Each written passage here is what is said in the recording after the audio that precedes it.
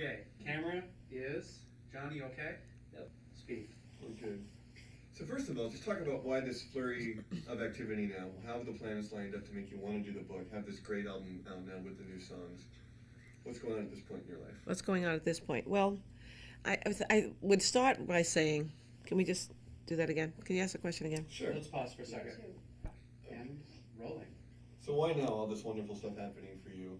All this new activity? Well, after you sleep in a hole for a long time, you know, I mean, I've been sort of not fully in the business for the last, I'd say, 20 years.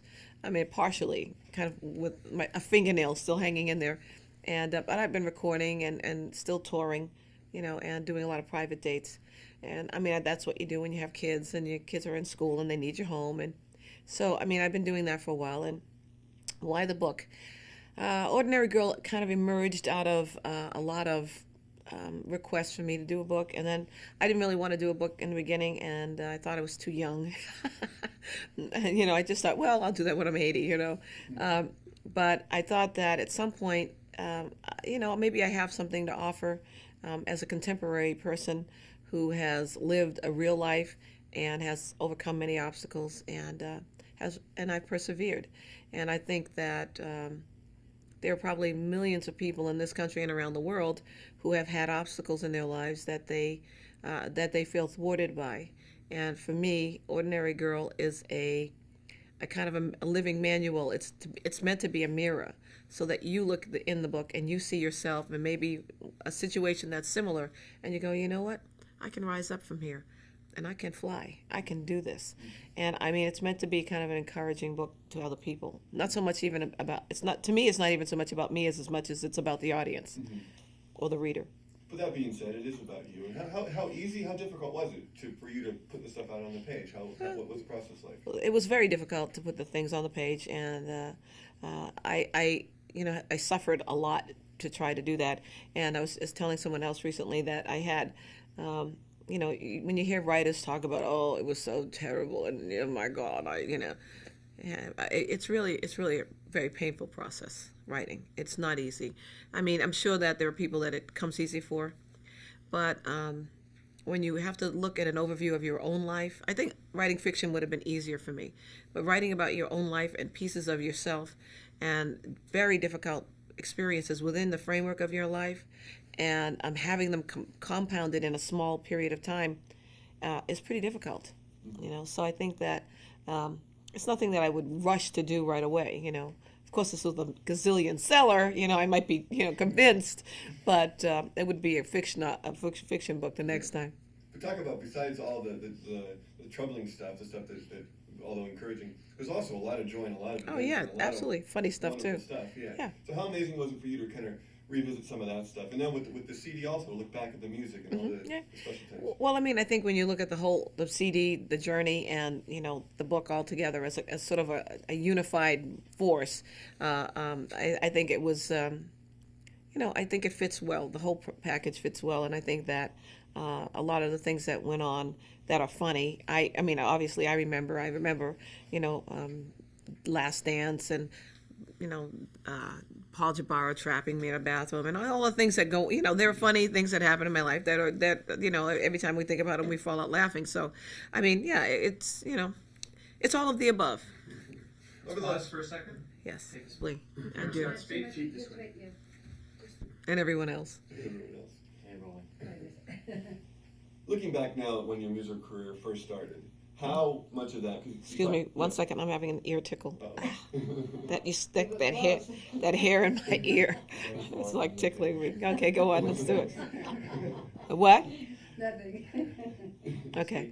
Talk about the drive that got you where you are to begin with, that got you to Germany, that got you to meet Giorgio. What was it about yourself that made those things initially click to put you in the business? Well, I mean, I don't know if you've read any of the book. I think part of it was when I was a little kid, and you know what it says in the book. I don't want to tell everything that's in the book, so, but you know, there were things that happened along the road of my life that pointed me in the direction of music, and I did like to sing. I loved to sing. It was sort of the only redeeming quality to me that I had, since I felt, you know, I had pretty low self-esteem as a kid. Singing was a place that got attention, and it made people happy, and and it just seemed to be a conduit to other people, and I like people, so it wasn't a hard thing to discern, where I should go or where I was headed, and when the opportunities came my way, I just took them. Mm-hmm.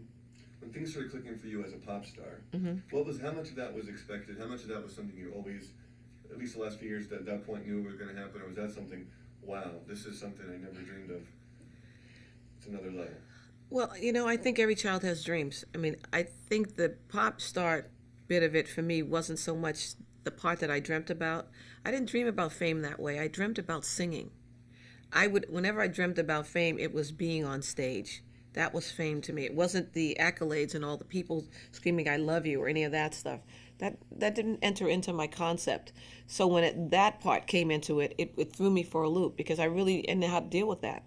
And for me, it was more a personal thing, and it was more inward to outward than outward to inward. Talk about the exciting times, and you hit it big. Yeah. You're saddled with the sexy image and the Yeah. Queen of Disco image and all that. But how much of that did you embrace? How much of that for a period was really special? Was a great time? Well, I think there is that aspect of it that I'm a woman, so obviously it's something once it becomes sort of thrust upon you, you take it on and you act it out. I was an actress, so that part wasn't difficult. I knew what the role was. I had to play it. I just think that it sort of fit the moment, and it fit the record, and in that moment, and with that record, it was easy. But as my musical career moved on, it became more and more difficult to put on that person, because I just felt that it was like wearing an evening gown that was too tight. Everything was popping out, and I needed more space. You went on over the next couple of years to create just the most incredible music. How conscious were you at the time that this was at the forefront of everything? Did you feel that this was kind of a new sound, and these are great songs? You knew you were doing something special when you were doing it. I was not. Growing up, I loved R&B music, but my voice was always really kind of pure, and it was, kind of a hassle almost at times, because I wanted to have more of that, like R&B sound, but it just wasn't my sound. And so when we started making music with the synthesizers, it seemed that my voice fit that feeling, and I felt at home in that kind of synthesized space, and it worked for me. And so I did feel that because synthesizers at that time were so new, and people weren't using them in music at that point to that extent, I felt that we were definitely doing something kind of on the cutting edge at that time. How often have you thought about that over the course of your career? As these things come in and out of style, there's always kind of a fondness for that type of music. Are there certain years when people, like, it seems like people want to hear more of you, then it kind of wanes, but we'll all go back, oh, that was cool? Well, I think that, a lot of times with DJs and people like that, because they realize what it was, and, they kind of, especially people from that era or just after that era, they recognize what the input was that Giorgio and Pete and myself and Harold Faltermeyer and that kind of group of us had at that. And I think that I was less aware of it at the time. I mean, I was aware that it was happening, but I was so caught up in doing what had to be done that I really, didn't get caught up in anything but producing the music, and not so much in people's opinion of it. But I think now, in looking back, in retrospect, I feel that I see the door that we opened, What was it like for Donna Summer to walk in, maybe here in LA, say, walk into a restaurant, a club in 1979, 1980? How the waters just must have parted for you. You look back at that period and think, wow. Do you have fond memories of any of that kind of craziness that surrounded you? Well, like I said, I had 3 bodyguards. I was, ushered in and out of everything I did. I had very little time for enjoyment. And when I did, I really needed to sleep, because it was like we were on one continual tour back then. And I wonder now how on earth it was that I ever got it done, how I ever did it. But yeah, I mean, when you go in a club and everybody makes room for you, or they prefer you and they give you preferential treatment, and it certainly doesn't hurt, but I don't require it as a human being, that someone does that, and I don't feel demeaned if they don't. I take it with a grain of salt, and I think I pretty much always have. Yeah. Talk about the last 10, 20 years, what you found in family and children and all that, and and just what that means to you at this point in your life. My family is everything. I mean, I had some very close calls in my life of near-death experiences and other things with other people. And I think that when you experience those things, you realize that life is fragile. And I just, I try to have fun. I try to prank my kids. I try to, do whatever it is that makes them have memories. I'm kind of a prankster. And I think that would, that's very important. Not to bad pranks, where it's, like that. What is that? Punking. Right. I mean, that's, that could get edgy there. I mean, I wouldn't want to punk somebody that, that might have a heart attack, or something. But I would, I just like to enjoy myself. I mean, life is short enough. And at this stage of the game, I'm in the business. I've decided to go back into the business for the moment anyway, and to pursue whatever that is that I have left in me to pursue, and to leave the legacy that will be left, and to have a good time. Yeah. How much fun is it? How much fun are you having now? You work with Giorgio again. You have the new songs. Talk about what the next few years hold in store for you. I don't know. I literally live day by day. I have the theory that, when you open one door, it sends a draft to the next door and that door opens. So I don't always know which door is going to open. I just know that a door will open, and I don't sort of procrastinate. I let the people around me do that job, and I actually very often won't even let them tell me what's coming, because I like to be in the space I'm in now, like Carlos Castaneda, and I study the Bible, and I try to practice that as much as I can at all times. And I think that the balance of that now in my present career will make a big difference, hopefully for me, in how I deal with a lot of what goes on around me. And it has made me very much more conscious of my purpose and the legacy that I like to leave as a human being. The love and support of your fans, that they've embraced everything you've done, and you know I'll be there for you now. What's that like as an artist at this point in your career, knowing you have this? Invaluable, because I think, excuse me, an artist, having an artist mentality it's not a normal mentality. And I don't say that to make artists sound better or worse than people, but there's a certain mentality of people, a certain temperament that artists have. And you can be up here one day and be down there the next day, and it's really sometimes like a roller coaster ride, and it's not intentional. I think that when you create a lot, you burn off a lot of serotonin in your brain, and as a result of that, your body, you have mood swings, and it's sort of like someone eating a lot of sugar, and it's very similar.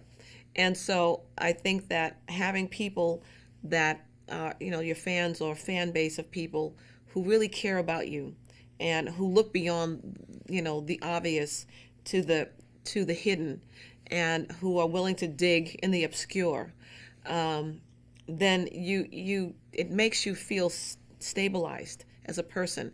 It makes you feel like, well, if I'm less than perfect, I know there's somebody out there who can accept that, who can handle that, and who will support me regardless. And I've had an amazing group of fans all my career, amazing. And I mean, honestly, they've almost become like my family. And so that is an amazing and wonderful thing. I don't mean to say amazing and amazing and amazing. You can cut that. But it is really a wonderful feeling, How ready are you to be out there again performing? Do you have dates planned? Is that something that you are going to do? Well, I probably will tour next year. Once I finish the book, we'll have a couple of different things to do. I have to do the book and that, and then we're going to go to Europe and do the book and that. So there's that whole thing. And then we will be picking up some dates here and there. I'll be doing, what is the thing in New York? KTU, is it? WKTU. WKTU at the, at where? At Madison Square Garden. But it's already sold out.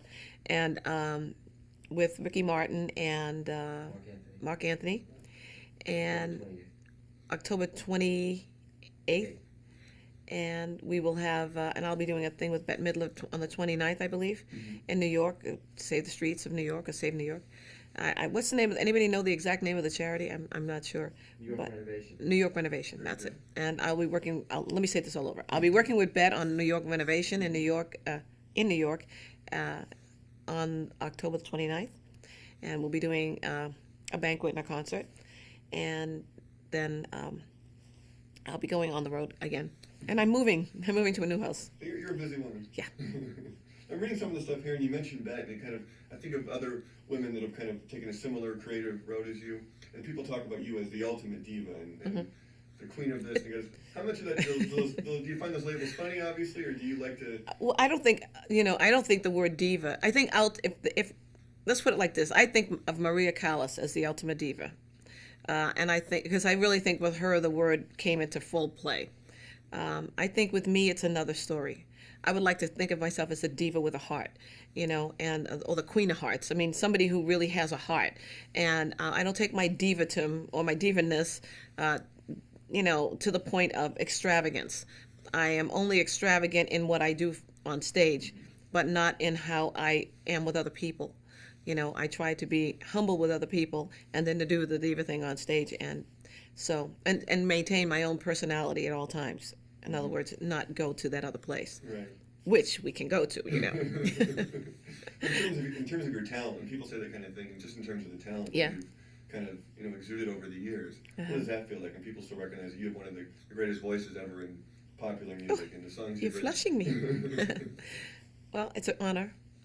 It's always an honor. I mean, that's nothing I take for granted. Like I said, I believe God gave me the talent. I give him the credit.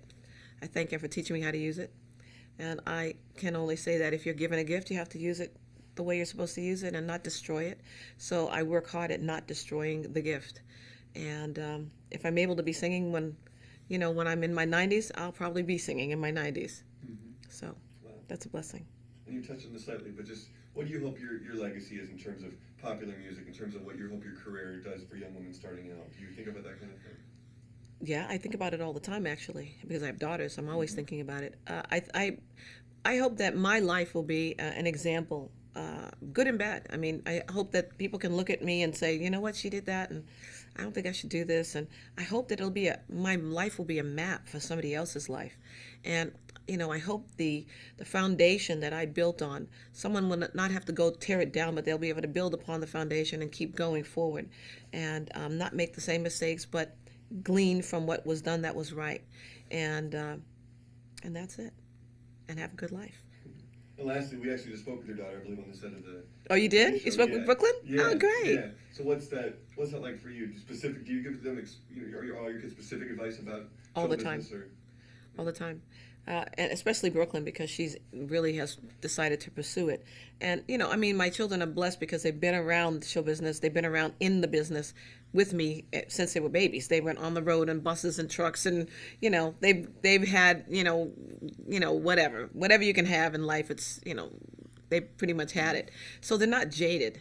They're just, so they are jaded, and they don't take things, everything that people get excited about, it doesn't excite them. They're just not excited. They're not impressed with a lot of things, and they're impressed with integrity, and they're impressed with character, and value, true value. And I think they know the difference. And I pray that when they come to Hollywood, and that while they're in Hollywood again, because they were raised here partly, that they will not be impregnated with the falseness of Hollywood, but they will bring something unique and powerful back to Hollywood that is slowly leaving, and that is they're staying true to themselves, and be an example. Yeah. Well, you're a great role model. Thank you. Yeah, very well done. You too. Thank you. Take a stop.